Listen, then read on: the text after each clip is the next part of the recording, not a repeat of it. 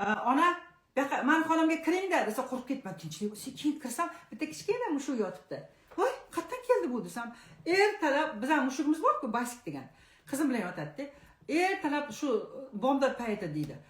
Qarasam, mashinadan bu yoqqa yugurib o'tadi, bu yoqqa yugurib o'tadi. Bitir, miyo, bir gapiradi deydi.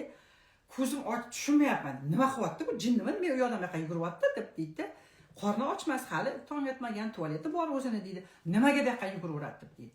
Ko'zimni zo'rg'a ochdim deydi. Soat 6 ekan deydi. Bunda ko'zimni ochsam deydi, derazani ko'ziga boradi-da qaytib keladi. Derazani ko'ziga boradi-da qaytib keladi deydi. Bunda borib pardani ochsam deydi, derazani tashqarida kichkina mushuk turibdi deydi. Shunday qotib qolgan ertalab deydi. Bunda qarab tushunmayapman, birinchi ko'zimga ko'rinyaptimi deb deydi. Qarasam haqiqatan mushuk oranjiy qora bilan aralashgan chiroyli mushuk. Kimdir misol uchun ertalab turib bomdodini o'qigan bitta musulmon, keyin antizanga suvga kelgan, keyin aytgan shu yerga olib tashab ketsam kimdir oladi degan. Bitta bekka o'rslar kelmaydi, faqat musulmonlar keladi. O'sha kelganda tashab ketgan. O bechora mushuk birinchi bizning uyimiz-ku. Shunda kelganda podokонникka chiqib bizga qarab turibdi, qaltirab turibdi mashinaqasiga. Keyin o'shani qizim olib kiryapti. Bunda ko'rpachaga o'rab qo'ysa, indamasdan uxlayapti. Men kirsam, "Qayerdan olding?" desam, "Mana shunaqa bo'ldi. Men bu deydi, patirib qovurdi" deydi. Ko'rdingizmi?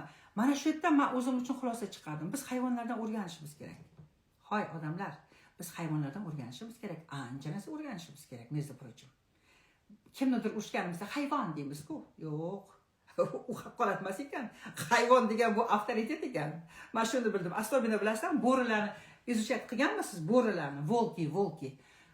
Bo'rilar hech qachon xotiniga, eriga xiyonat qilmas ekan. Agar xotini o'lib qolsa, boshqa xotin olmaydi. Hoy musulmonlar, uchta xotin olayotgan, yaxshilab eshitinglar. Ular hayvon. Lekin xotini o'lib qolsa, ikkinchi xotin hech qachon olmas ekan. Eri o'lib qolsa ham hech qachon boshqa nimaga tegmas ekan. Ana hayvonlardan nima o'rganishimiz kerak biz musulmonlar. Tushundik hozir. Keyin ular ota-onasini tashlab ketmas ekan. Hech qachon.